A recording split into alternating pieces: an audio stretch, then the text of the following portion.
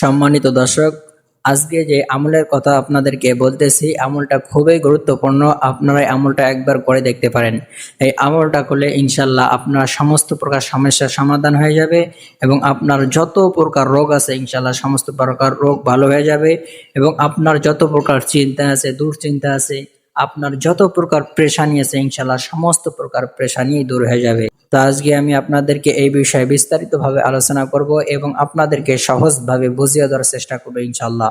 সম্মানিত দর্শক, তো আপনি যদি এই চ্যানেলে নতুন হয়ে থাকেন তাহলে অবশ্যই সাবস্ক্রাইব করে পাশে থাকবেন, যাতে করে নতুন নতুন ভিডিওগুলো সবার আগে পেয়ে যান। আগে থেকে সাবস্ক্রাইব করলে আপনাকে অসংখ্য ধন্যবাদ।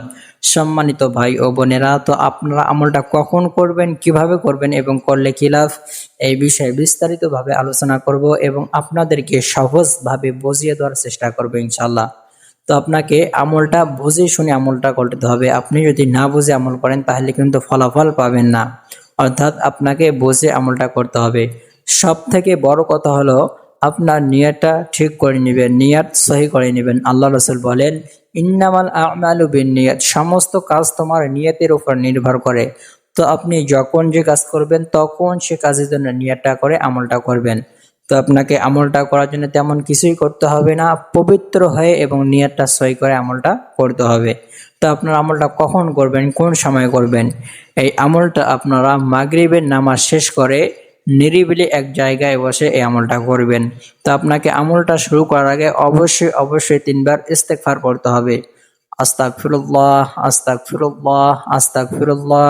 এরপরে আপনাকে 3 বার দরুদ শরীফ পড়তে হবে, অর্থাৎ দরুদে ইব্রাহিম, যে দরুদ শরীফ আমরা নামাজের মধ্যে পড়ে থাকি, এই দরুদ শরীফ আপনাদেরকে পড়তে হবে। আল্লাহুম্মা সাল্লি আলা মুহাম্মাদ ওয়া আলা আলি মুহাম্মাদ কামা সাল্লাইতা আলা ইব্রাহিম ওয়া আলা আলি ইব্রাহিম ইন্নাকা হামিদুম মাজিদ।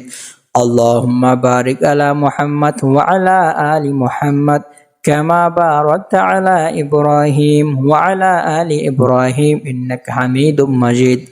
এভাবে আপনারা ৬০০ ভাবে 3 বার পড়ে নেবেন। তো আপনি যদি এই দরুদ শরীফ পড়তে না পারেন তাহলে বলবেন সাল্লাল্লাহু আলাইহি ওয়াসাল্লাম, সাল্লাল্লাহু আলাইহি ওয়াসাল্লাম, সাল্লাল্লাহু আলাইহি ওয়াসাল্লাম। এভাবে কয়েকবার পড়ে নেবেন। এরপরে আউযু বিল্লাহি এবং বিসমিল্লাহর সহিত সূরাতুল ইখলাস 10 বার পড়ে নেবেন। আউযু বিল্লাহি মিনাশ শাইতানির রাজিম, বিসমিল্লাহির রহমানির রহিম।